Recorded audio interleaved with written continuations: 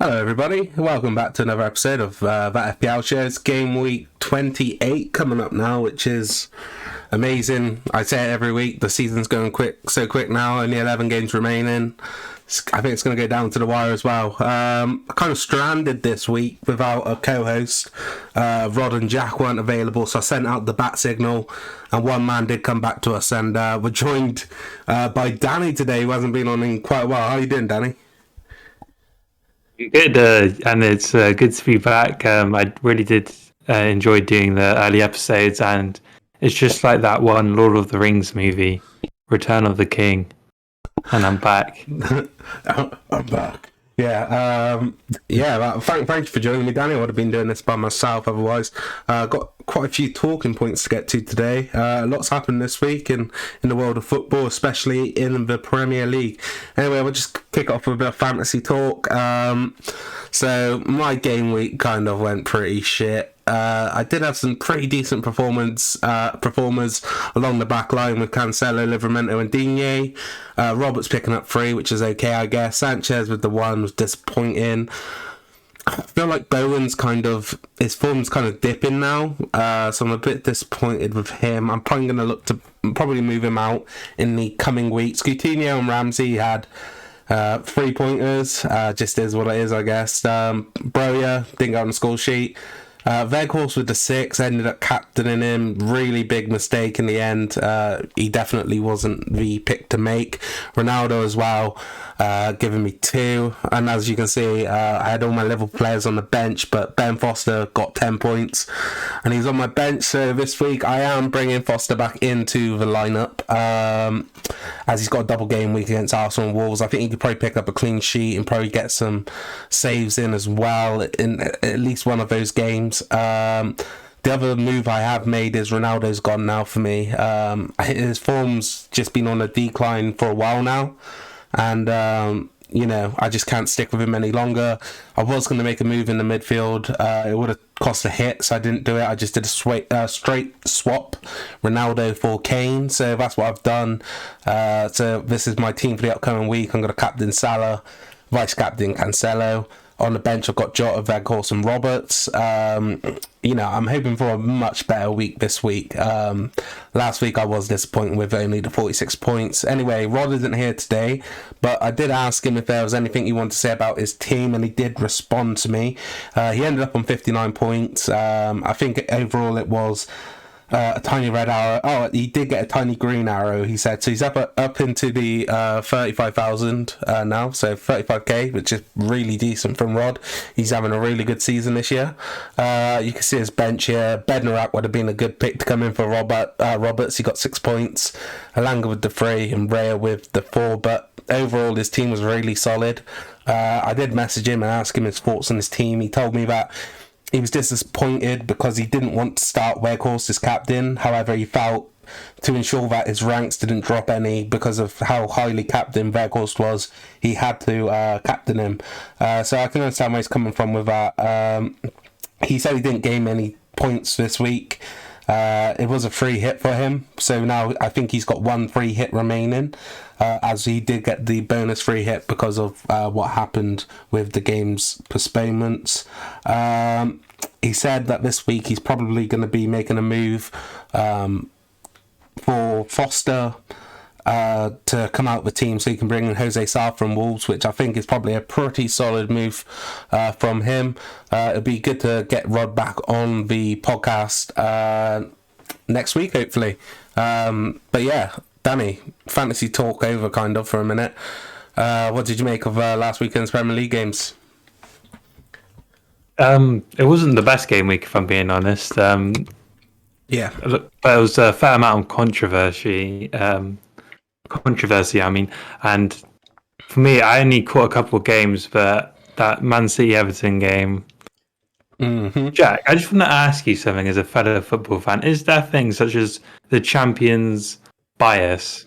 I feel like United used to have it back in the day with the referees where they would get lucky decisions because they are the champions. They are the dominant team. And I feel like with that Rodri handball, City's kind of riding in a bit of lucky decisions lately. Would you agree?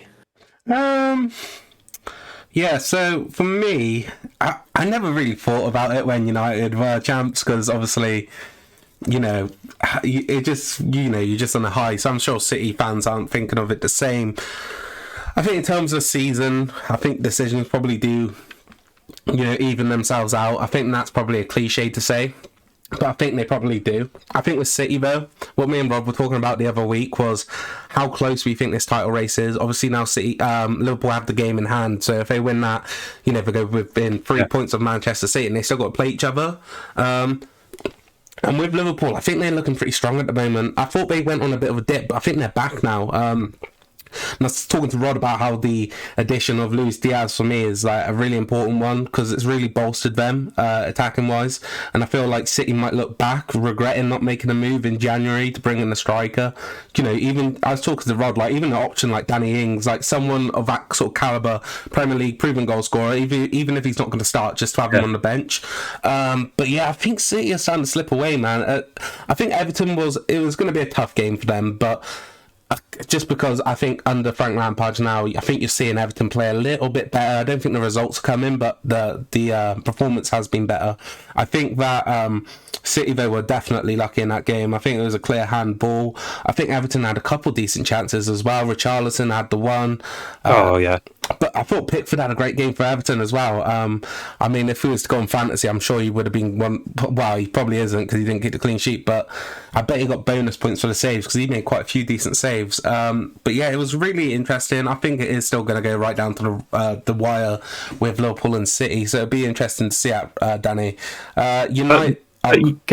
Just to go back to that, because you're saying it's going to be so close and it's going to go down to the wire, I feel like referees can be scared to make big decisions when it could alter the course of the title race. Like that one decision could have made City drop points, and next thing you know, Liverpool are ahead of them, and Liverpool are probably going to win the title. I feel like referees, sometimes they don't want to make that big decision. Yeah, well, I mean, let's talk facts here. I mean, there was some real controversial decisions in the Carabao Cup final in which Liverpool won on Sunday as well. I mean, Romelu Lukaku was given offside because his arm was offside. It wasn't his shoulder, it was his arm. He can't score with his arm. It was complete nonsense. And in my opinion, people say VAR is bad, and overall I think I agree with it, but I don't think it's it's VAR itself. I think it's the people behind it. And I think in football we need to do something to get around this. I think it happens in other sports as well. I mean, looking at the boxing, we had British officials the other night for the Josh Taylor fight, and Josh Taylor lost that fight, and somehow he won a split decision. And Tyson Fury was talking about the other week that there's going to be no English judges for his fight against Dillian White because of how poor they have been in the past few years. And it's the same with football, man. These English officials, I mean, let's just face it, they're dog shit, and they're kind of ruining the league. I can see what you're saying, though. Are they scared to make the decision? I don't think there should be anything about being scared about making decisions, because at the end of the day, every game should be taken by, it's just a game. Don't look at it in the league table. It's just one game on that day. Take each game as it comes. And, I felt bad for Everton because, I mean, they're getting pulled into this relegation fight, man. Burnley they have one game in hand on Burnley, but they're only 1 point clear of them. And we're going to be talking Leeds United in a bit, Danny, and they're not far off it as well. Burnley's got a game in hand on them, and they're only 2 points clear of Burnley right now. So it's real tight at both ends of the table, Danny. But let's get into talking point number one. We're going to talk about Manchester United, Danny. As a United fan, and you're a United fan as well, Danny, really disappointing weekend. I think what we've seen over the recent weeks and months since Rangnick's come in, I think, is a more attacking United who are creating more opportunities, Danny, but we're still not scoring goals frequently enough, Danny, and I think we've bottled the Champions League spots now. Is that fair to say?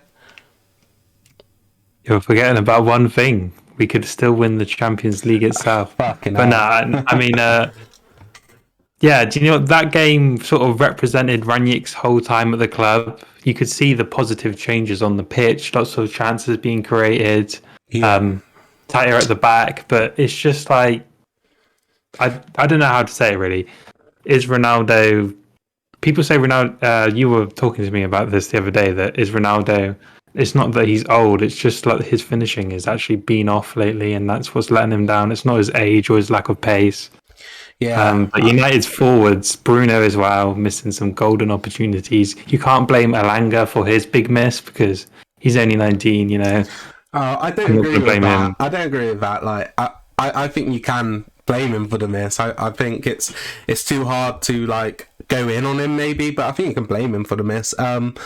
The thing I was going to say, Danny, is with Ronaldo, I agree with you, but I think he has been scapegoated a bit. I think he just looks a bit off form at the moment, and I don't think it's really anything to do with age. It's finishing, and he's gonna have that finishing ability to the day he dies. It's like, because he is a quality finisher, and I think he'll be back this season. Even I think he'll be banging a few goals in. It's just he's out of form right at the moment. He's normally pretty red hot in front of goal, but at the moment it's just not working out that way, Danny. And with United as well, I was really surprised. I thought there's positive things to take away from the Watford game. And some negatives, for me. I didn't really understand the move to push Paul Pogba up to left wing. I think Jadon Sancho has been playing really good, and if I am missing something and he's been injured or something, but he did come on, I do apologise, but for me he's been playing phenomenal. Like, he's in best form since he come to United. I've seen people still going in on him for having a bad season, where in my opinion it's not really his fault because of the lack of chances and the lack of runs in the team under Solskjaer, but I think he's been doing really well lately.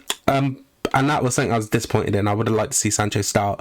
But in terms of positives, I thought there's plenty. I think that with Varane and Lindelof, I think we're just a much better side than with Maguire in. I think when you see the line of United move up, I think we look a lot more comfortable. I think we regain the ball quickly. Regaining the ball quickly, we're having more chances going forward because of that. And I don't know what's gone wrong, Danny, because for me, I thought Arsenal were having such a shit season, but somehow they've put themselves in prime position for top four now. I've been looking at the fixtures for both teams, Danny, and I don't think either of them got it easy, but I'd probably say that Arsenal do have the more favourable fixtures. United have a really tough spell coming up now, where they face City away, Tottenham at home.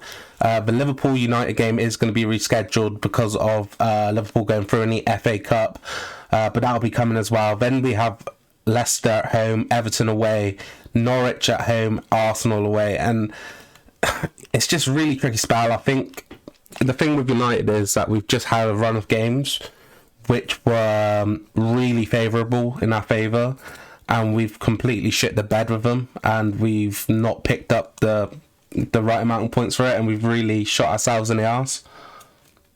I think Arsenal are going to get fourth place, and I think if you go back and listen to the early episodes, I do remember saying Arsenal could be doing stuff this season.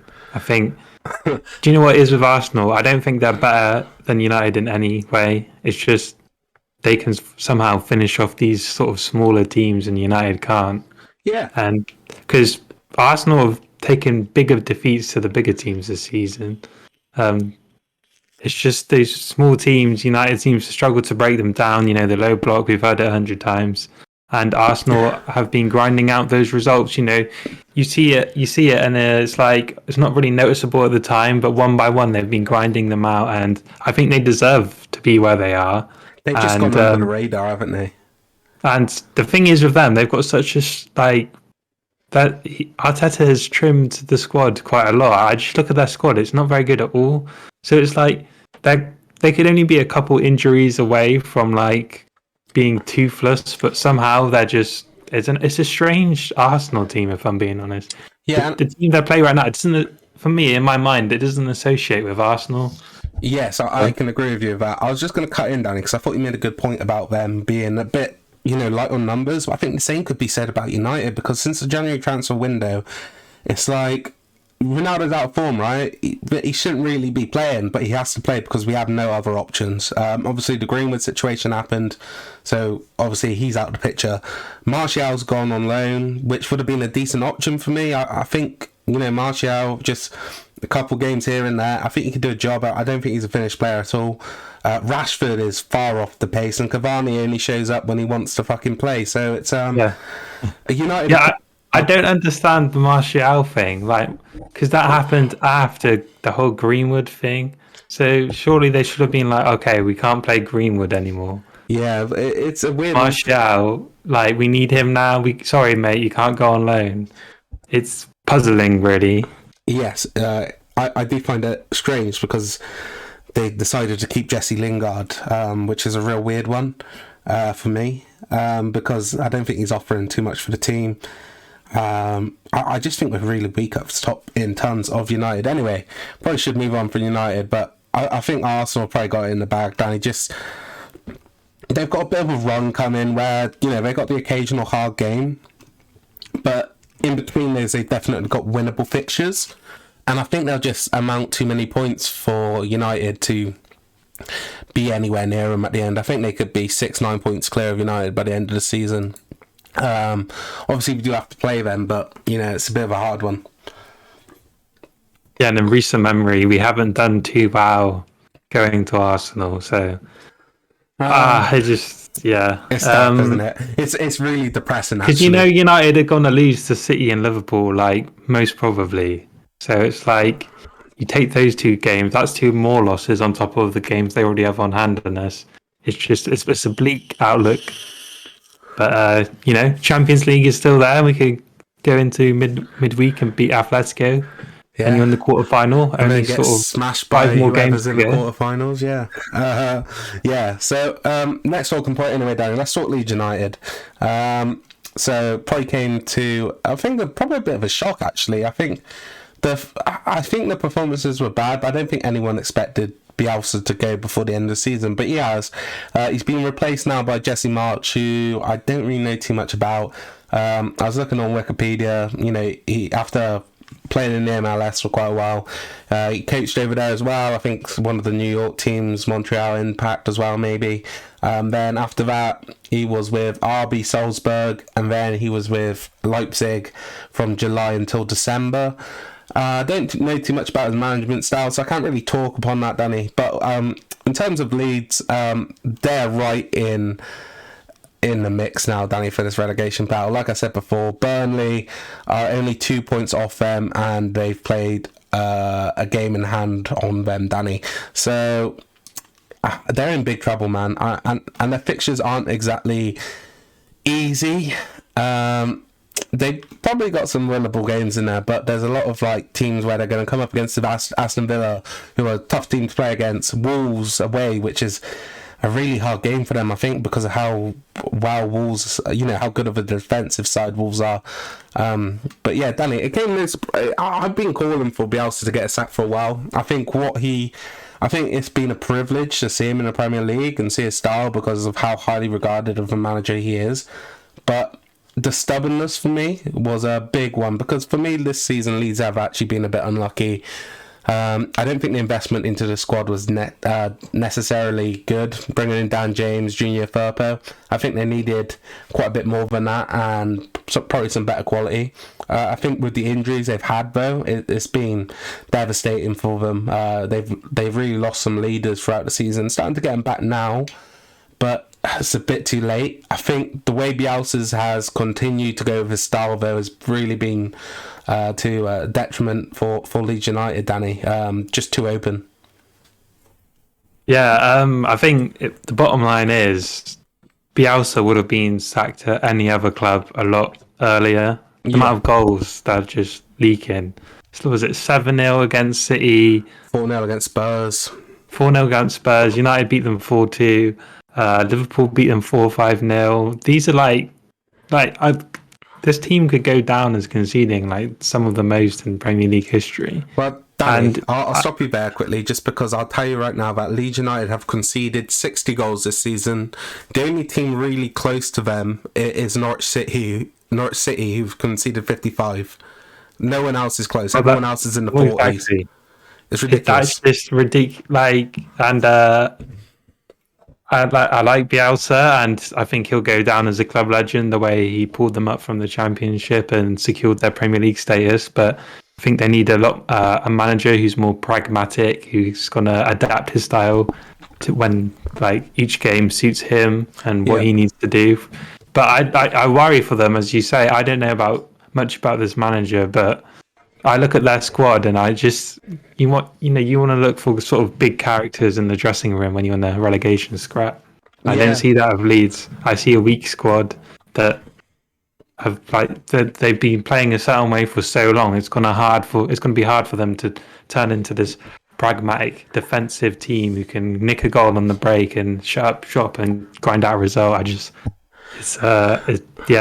It's not even that, man. It's just in certain games, like he's gone with his. I think in some games you definitely can go with his style, because I think, in a shootout where it's just going, end to end, you fancy Leeds against certain teams, but he goes into games sometimes and he plays his same style, and it was just ridiculous because you knew they were going to get handed before the game even started. I think there was a really good fixture for United under Bielsa. I think with the pace of United's attack, it really suited us. Yeah. It's like Scott McTominay's cup finals against Leeds. Like, he always had a storm of a game. Yeah. I'm sorry. Yeah, I just at the end of the day, the players aren't good enough to play that way. I feel like if we ever got to see Pep Guardiola manage a terrible team, this not a terrible team, but a team down the bottom of the league, this is probably what it would look like. Because Guardiola, he never changes his style really. Well, he tinkers with his formations and stuff, but he's always played that sort of what's the type of football they play? Total football. It's tiki-taka. They're like tiki-taka. He always plays tiki-taka, always the triangles, always the build-up, and it can be very boring to watch. I know you're not really a fan of watching City, but... Yeah, if you've watched any episodes, you'll hear me and Rob just moaning. Have you seen... Yeah, you see the talent of City's squad. They have footballers. Like, they're like more like footballers than athletes. They're technical players. And Leeds they have a few technical players, Rafinha, but with the injuries and just the poor, like that young striker they're bringing him, like it's not because he's promising. It's because they've got no one else. No, he ain't promising. No, he is a really good player. Is he? Galhart is, yeah. I haven't watched enough of him, but I'm saying it's too you can't be relying on the youth right now. See, for me, I wouldn't mind going with Galahad because I don't rate Bamford that much, especially as a lone striker in their system. Bamford scored so many goals last season. I don't give a fuck how many goals he scored. I mean, the amount of chances they create. Danny, they're going end to end each game. Like, for me, I still would prefer someone different. If it was a two up top, I wouldn't mind Bamford as much, but as a lone striker, not for me. I think, like what you're saying now, I do think they're different to City. It's a completely different style of play. Like, it's so gung-ho defensively. Yeah. But what I'm saying is, like, Guardiola's stubborn in the same way, and this is how it would pan out if he went to a lower league club. Not the just his philosophy, like he's so stubborn about it the same way Bielsa is. I don't know, man. It's hard to say because I think, wherever Pep's gone, he's obviously had money to improve this team. That's what I'm saying. Yes, but what I'm trying to say is, like, you cannot say that Bielsa hasn't improved players either, because Pep would as well. So it's hard to say, Danny. And I think with his style as well, they're obviously a lot more defensive minded. They're less risk taking. They're more, prying defenses open. Whereas, Leeds United, they throw players up there, man. They were risk taking a lot, and that's why they get caught so much on the counter attack. And yeah, I don't know with Pep. I do actually rate Pep as a really high, really good manager, because no matter where he goes, he doesn't obviously win the Champions League every time, but he walks the league most years. And if there wasn't a Klopp in this league, if Jurgen Klopp wasn't at Liverpool, there would be no one up there. Competition. Yeah. It's the same if Pep wasn't at City, there would be no one stopping Liverpool right now. And I think, what I want to know from you, Jack, is I feel like for me, Bielsa would maybe not in this current climate with Klopp and Tuchel and stuff, but I think Bielsa with City squad could win a few trophies. Like, he would do well. It's just that he had the lead squad. I think it's hard to say. I think, like you said, current climate with how strong the league is and how certain teams are with the cup competitions. Like you see City, Liverpool taking the. It's hard to say, Danny, because you don't know the quality of players that he would have had. But I don't think he would have. I think his style is too. Obviously, it was great to watch in the Premier League, and it's something you won't forget. But Yeah. it's like Liverpool play smart. Even though they take chances and they play a high line, they do it for a reason. City play smart as well. They don't get caught that many times. It's rare to see City get caught, like, properly. And, I just don't think Bielsa would have done it. I just can't see it, really. Like, I would just have loved to have seen him in a big team with, like, a stacked squad, because it's just so unique that he plays that way for Leeds. Yeah, and it will never be done again. They probably won't, but I think the thing is, despite how much we love the way he plays the game and how entertaining is, it's not realistic to do that and win in. Well, obviously he's won abroad, but I think in Europe, in this current, moment in time where. Obviously, you've seen big dogs like Barcelona, and the La Liga is kind of in the bin, but there's a lot of other leagues with, really solid teams and great managers, and there's so many great players at the moment. I just don't think there's... I just don't think it's realistic to play that style of football without having any alternative. I think, you probably could get away with it in certain games, but I think you've got to have a bit more about you. And I think it was just stubbornness which led to his demise in the end. I'm not trying to defend him. I think 100% he deserved to be sacked and a lot earlier than he did, to be honest. I agree with you. I'm romanticising him. Yeah, I agree. I really enjoyed watching him play as well, and I think it actually will be a bit of a miss in the Premier League, because even if there wasn't a good game on the weekend, you could turn on Leeds and it'd be a pretty good game just because of entertainment. So, he's definitely going to be a big miss, but probably gone for the right reasons. Anyway, Danny, last talking point before we get onto the fixtures. Let's talk Chelsea. Obviously... what's going on in Ukraine and Russia, Abramovich has kind of been forced into a position now where he does have to sell the team. Anything you'd like to just open up with on this, Danny? Or I think, he's doing it for a couple of reasons. He's not doing it he's doing it to save Chelsea, because if his assets are frozen by the UK, which they are planning to do with all of the Russian sort of property owners and stuff. Yeah, that's what, if the assets froze, that would be catastrophic to Chelsea Football Club. And think about all of his money he's poured into the club over the year. He's built them up and stuff, so it would have destroyed them. So he needs to sell, and he's being smart by doing it now, because I feel like Chelsea fans, as bittersweet as it is, should be happy about this move from Abramovich, because he's saving their skin as well. But the other side of the coin is he's saving his skin as well, because he doesn't want to lose all of his money. And if, I don't know, I'm not going to go on about.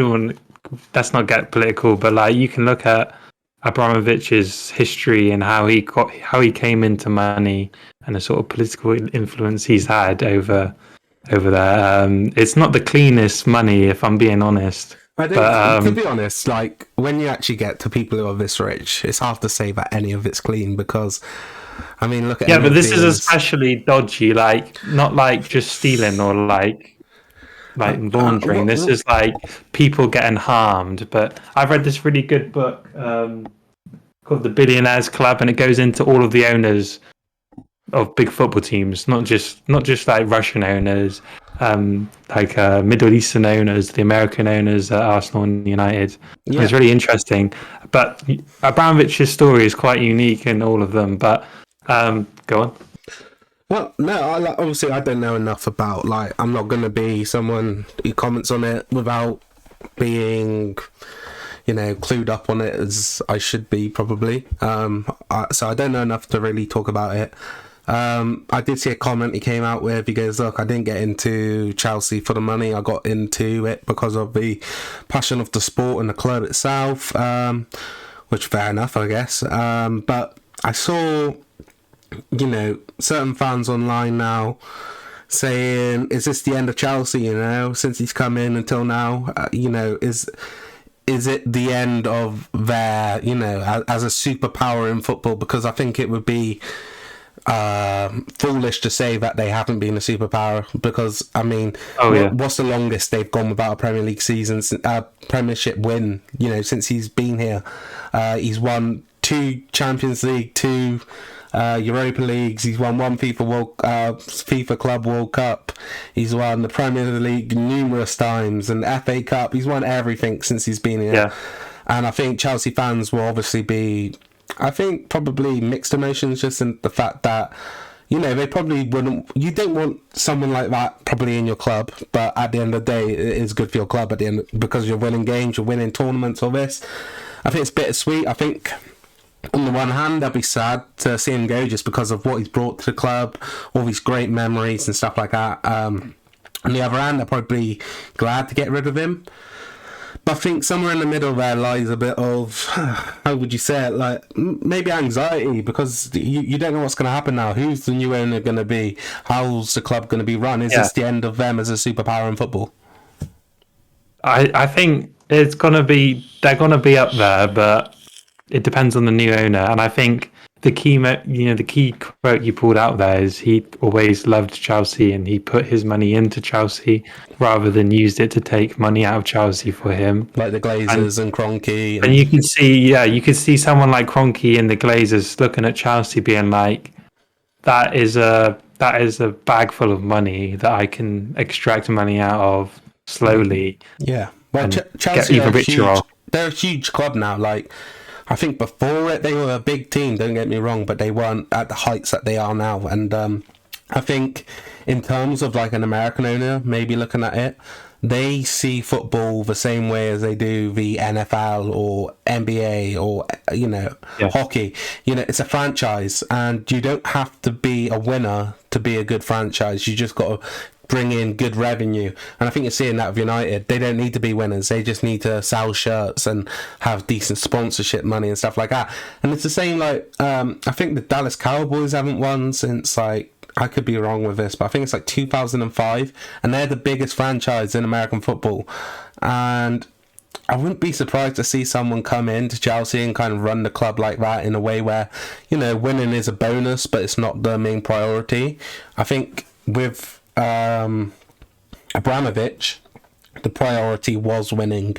You can see, like, it's just a ridiculous amount of money he spent. But not only that, the way this club has been constantly driven forward. Any lacks in quality and performances, he'd scrap it and he'd go again. And I think for Chelsea fans that would have been great, but it's going to be tough to find someone as an owner who's going to come in and do it like that. I think you're seeing that with Newcastle now. I think you've seen it with Manchester City. There's not many owners like that in football, though, Danny.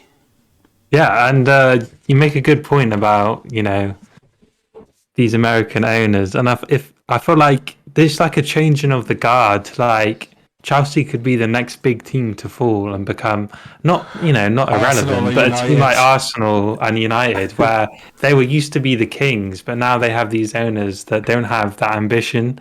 So they'll be like a team like that's really scrapping for 4th place, third, 4th, 5th, 6th, 7th sort of position, and you get teams like City and the way it's going, Newcastle could be making their way up the league because they have these owners that just want to win. Yeah, and it's a changing of the guard for the Premier League, really, and this could be the next step of it. I was talking to Rod about it, and I was saying how I feel like you're seeing City, they're backed by whoever they're backed by. I'm not exactly sure who they are, and you're seeing Newcastle now, they're backed by the Saudis. But there's certain clubs who you look at the top and you're like, yeah, they weren't moving anywhere. Chelsea was one of them. Right under Abramovich, no matter who came in with what sort of money, he was still going to drive that club forward. And I was saying to Rod, like, it's getting harder for teams like Arsenal and United. They won't mind because of how they're being run. But you look at Villa, their owners have money, they're trying to push the team forward. I think you could say the same with Everton, their owners have money, they want to push the team forward. Newcastle now, and there's not enough space for all these teams, and some teams are going to fall out. And I feel like now with Abramovich leaving, Chelsea aren't one of those teams who were in my list. I thought Liverpool were, just because of the way they're run, and I thought City and Chelsea. But with Abramovich going, it's hard to see Chelsea as a team who's just going to fail to fall. I think it's very possible now. So I would be very surprised if they could get their hands on an owner who's going to run them anywhere nearly as clinical as Abramovich did. Yeah, and Abramovich will be, I think, let's just talk about his legacy. You know, you went down to, they've won everything. He will be like sort of one of those iconic figures of football, really. You know, sat up there in the stands in his sunglasses and like some sort of shirt, looking cool. You know, he's an iconic character of football, and I'm kind of sad in that way. But obviously, with everything that's going on, like I really don't care what happens to him. But like he's got a very dodgy past. But you know, but it's bittersweet, and I feel like I've seen a lot of people going at Chelsea fans being like, "How could you support Abramovich?" And it's because what he's been linked isn't to. Political. If football is, there's only one thing that matters in football to the fans, and that's fucking winning. It's a very fickle game. I'm just saying, if he was United owner, I wouldn't care. He could nuke fucking North Korea. No, we do not agree with nuking of anyone, Danny, on this channel. If you say anything, that was sarcasm. If you say anything like that again, you will be permanently banned from the channel. Okay, no nukes going anywhere. We are all about world peace. But anyway, just as you were saying, here's legacy. I've got Chelsea's trophies up here under Abramovich. So 1 UEFA Super Cup, 1 Club World Cup, 2 Community Shields, 2 Europa Leagues, 2 Champions Leagues, 3 League Cups, 5 FA Cups, 5 Premier League. That's all since 2003. I don't even want to go through the totals of how many trophies that is. It's like, it's ridiculous, isn't it? 10, 3, 13, 15, 17, 19, 20, 21. So 21 titles, 21 titles and honours since 2003. Pretty much one a year, isn't it? Since he's been there almost. Well, less. Yeah, it'd be interesting to see if they are the most decorated team since 2003. Looking at how United have not really won anything in the past 10 years, really, other than like a couple of trophies. Yeah, I don't think United have that. And I feel like City, you know, the way they started, it took them a few years. City, only this past 10 years they've been winning. City, so, I think Liverpool's got quite a few as well, but they don't have that many either. I think you're probably right that since he's come in, he's probably been the most successful owner. It's the end of the era, isn't it? It is, but you know, it's just out of a new era, and let's hope that the era of the Premier League turning into a sort of Super League where everyone has super rich owners. You know, you mentioned before with Aston Villa have ambitious, Everton. Everyone is going to become more competitive, and it's like hard for me to say, but it's going to be. I don't know. I just can't see United ever winning the Premier League again. At least not in the next 5 years. I do not see it. Yeah, I don't see it in the next 5 years. I think it's going to get really dark in the next 5 years. It's going to get harder more than anything. Yeah, and I did see something about the Super League today that they're trying to remake the Super League without exclusivity, but I think apparently the Premier League clubs have turned it down. I'm not fucking surprised. You look at Barcelona and that, they fucking need the Super League. The Premier League clubs are fine without it. They can make their own Super League. They're already in a fucking Super League. It's called the Premier League. The amount of money they're bringing in, commercial revenue as well, it's ridiculous. But anyway, Danny, let's get on to the upcoming fixtures.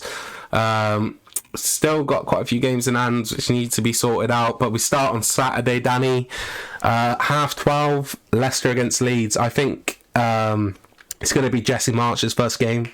It's going to be a good chance to see what he's all about, but I don't think they're going to be enough for Leicester. I just think Leicester know what they're about enough to beat Leeds at home as well. So I'll go over Leicester 3-1.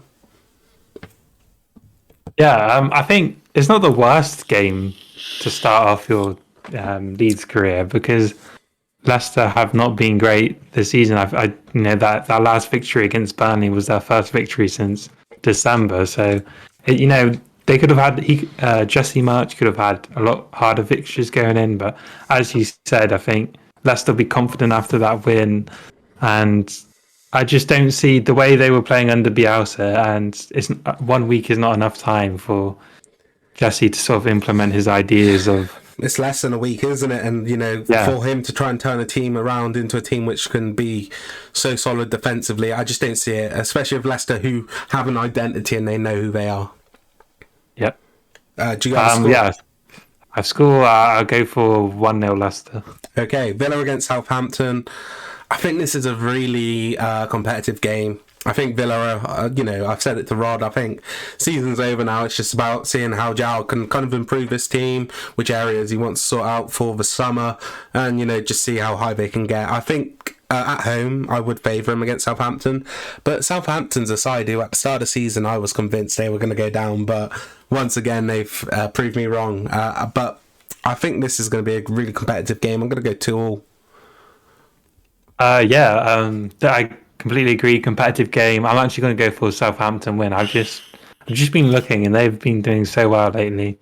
Yeah. And I wouldn't have disagreed with you at the start of the season when you said they're going down, but their signings, like bringing in from Chelsea, Brozier, Livramento, these are just like Southampton, like typical Southampton signings, and they go into the radar, but they are like. I don't know. It's just they don't have that investment levels that I feel like they'll forever be a mid-table Premier League team for me. I think, it's like that's what Aston Villa are at the moment. This is like the mid-table derby where there's no way these boys are getting into the Europas. Yeah. I think that's fair. I think they're not going to get relegated. I think that's probably fair to say, but I've been impressed with Southampton, and I think you've got to be, for what they are a selling club. As history's proven, but their scouting network is elite, man. The way they pick up certain players, and like Livramento, the quality that lad's got, and to pick him up on such a low fee, the Broya loan, and Adam Armstrong I thought would have done a bit more. Maybe we'll have to wait for next season with him. Burnley against Chelsea, Danny, it's going to be a dicking, isn't it? It wouldn't be in that way you've described it. I would say it would be a Chelsea win, but a very, Turf Moor is no easy place to go, in my opinion. I know Spurs won their 4-0, but United had a really tough game there. Spurs dropped points. I felt like United were that game was kind of stolen from them. I think there were 2, maybe 3 goals, which the league. I'm just saying Burnley aren't going to roll over, but it will be a 2-0 Chelsea win, but definitely not a destruction. I was only asking you if it's going to be a dick-in. I don't think it's going to be a dick-in because I'm going with a Burnley win. Weghorst. You're going for Burnley win? Burnley win, man. I said, don't you know? It's all going down for Chelsea. Abramovich is out. They're losing to Burnley. They almost lost to Luton last night, didn't they? I was going to be like, that's timely. Yeah, there's a couple real. I mean, you saw Middlesbrough beat Spurs, but I was going to say, don't pump it up. Sean Dyche just staying up. Yeah, I'm going to go with a 2-1 Burnley win here. Weghorst will get on the score sheet, and but that's probably just me hoping though. Anyway, Newcastle against Brighton. I think this is a good game. I think Brighton have been, I don't know how to put it, poor compared to what I hold them up to. I think I hold them up to a higher standard, but I think the drop off since December's been pretty clear to see. I think Newcastle have been brilliant. Thought they were kind of fortunate with the red card on the weekend. I didn't think it was a red card. I thought it was, I know why they give him red. I just thought it was a bit soft. I don't think he was going intentionally to stamp on the player, but still impressive nevertheless. In their last 7, 4 wins, 3 draws, I'm going to go for another. I'll go for another win for Newcastle, just because I think they just look solid, man. I think Joe Linton's been a revelation this season for them, playing the box to box target man role. I'll go 2-0 Newcastle at home. Yeah, I'm going to go for Newcastle win too, and it's quite. I don't know. I want this Newcastle team to do well. Because I don't. I don't know. I don't like the fact that they've got these owners coming in, but it's just like that they've been so awful for so long. Yeah. And there's like a bit of positivity about the place, and they're really on a good run now. Eddie Howe is a decent manager coming in, and yeah, Joe Linton in midfield, box to box. I feel like that wasn't on your bingo card at the start of the season, but Yeah, that's a good way to put it. But yeah, I don't want them to do well. If you ask me, if they had different owners, I'd probably say different. But I do get where you're coming from. They've been a club which has been deprived of so much over the past 20 years, really. And I think, yeah, good on them. You know, I think the fans deserve it because they are a cracking bunch up there in the northeast. Norwich against Brentford, Danny. I think this is a shit game. I wouldn't be watching this one, but Match of the Day will have me watching it. I think. You know what? I thought Brentford looked a lot better when Christian Eriksen came on the other day, and I thought it was a really great moment in football. Obviously, we had the players standing with Ukraine, which I thought was a very impactful moment as well. But I thought this was one of the best moments from the weekend when he came on, because it doesn't matter where you're from, you know, what your what you think. I think everyone was really happy and relieved for Christian Eriksen, who I think is a great player. And after that heartbreaking moment in the Euros, to see him come back in, it was fantastic. And I thought he played all right. Played a cracking ball to Tony. It's still to see what level of player he's going to be, because you never know after this sort of thing. But I hope all the best for him. And I'm actually going to go with a Brentford win, because I thought they looked a lot better when he came on the weekend. So I'll go 2-1 Brentford, Danny. yeah, I'm struggling to have really an opinion on this game, to be honest. I don't know. I haven't really been following these teams too closely, but with Christian Eriksen, yeah, I'm really happy for him. And at the end of the day, it's a very shrewd signing, because, obviously he's not going to be the same player, but he's probably one of the best attacking midfielders in Premier League history.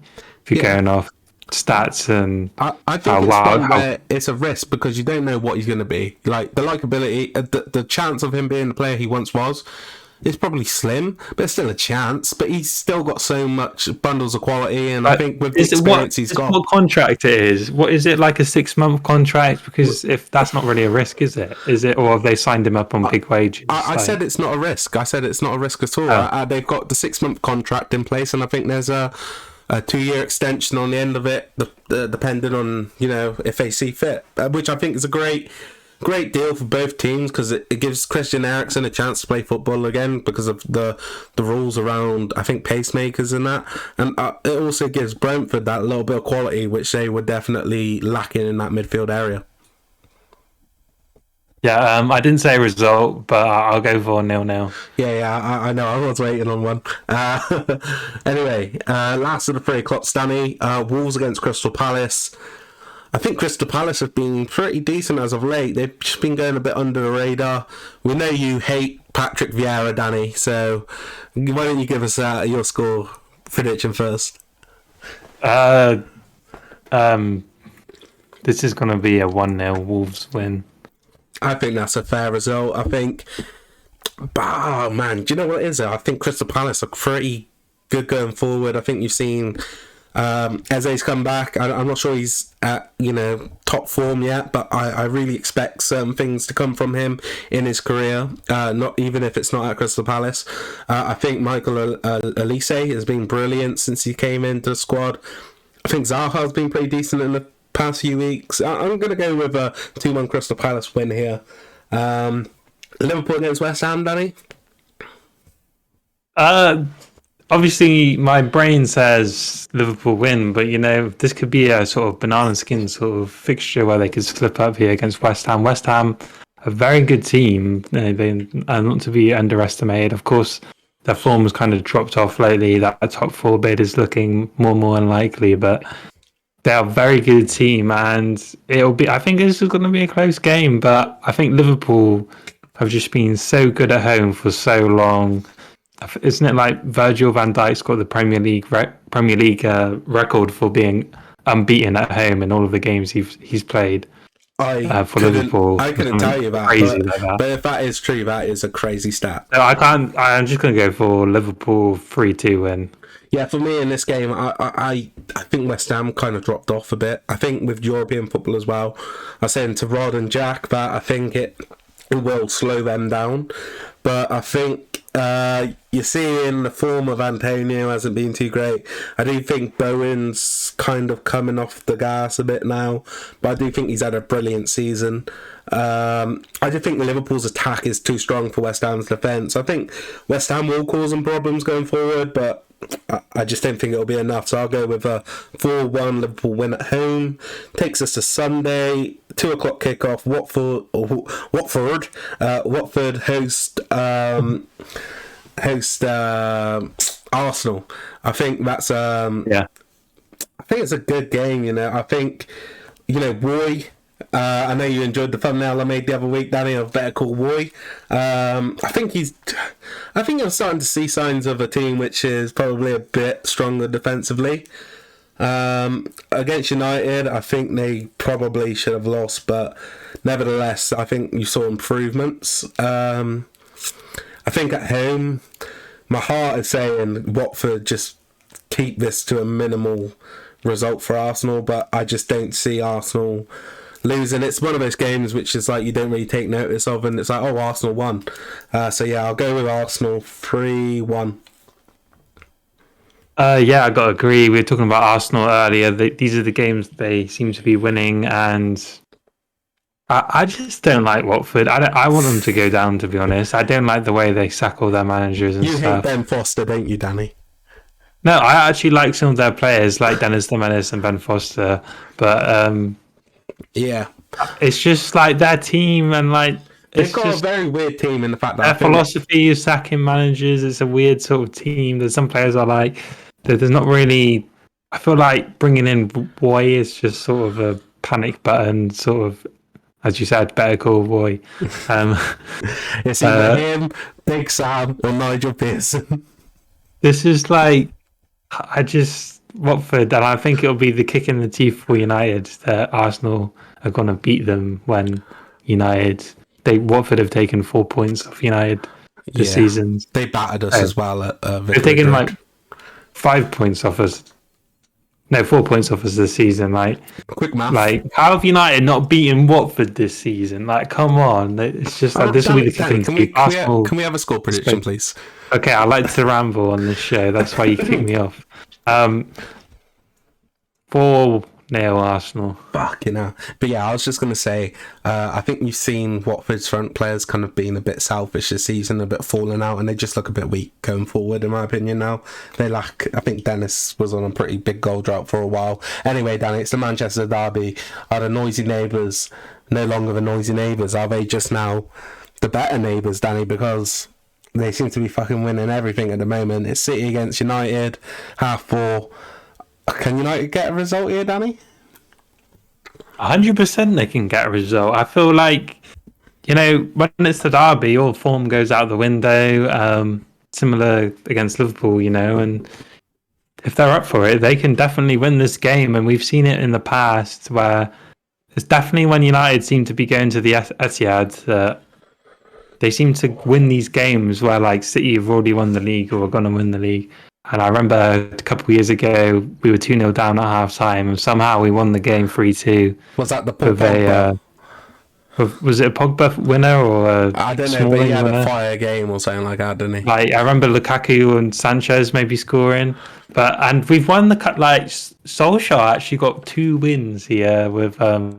So that 3-2 game was a Mourinho game. I think Solskjaer won 2 out of 3 of his Premier League games at the Etihad. It's just United seem to do a lot better against City at the Etihad. So it's always possible, and that's why I'm going to go for a 4-3 Manchester United win. Ranić's a phoenix, and he's going to burst out and rise in this game. You're chatting some big shit. Gotta believe. I do believe, Danny, but 4-3 is fucking ridiculous. I'll go with City win then. Sorry, I'm tired. I'll go with City to win. What are we saying? Probably 3-1. United get a late consolation goal. Takes us to Monday, Danny. Spurs against Everton. Is your dad going to be on a bender for the Spurs? He won't be, but he'll be watching it for sure. And he'll probably... I think Spurs are going to win this. Their form's been very patchy as of late. Winning games, losing games. Conte seemingly wanting to leave the club. Very Spursy indeed, but I feel that they will win this game. Okay. 2-1. Yeah, I think that's probably fair. But I'm actually going to go with Everton win. I think they showed really good signs against City. I think Spurs are too hot and cold, so I'm going to go with Everton to win 3-1 and to get out of the relegation battle. And it will be Leeds and Watford who go down. That's just a heads up. Norwich against Chelsea.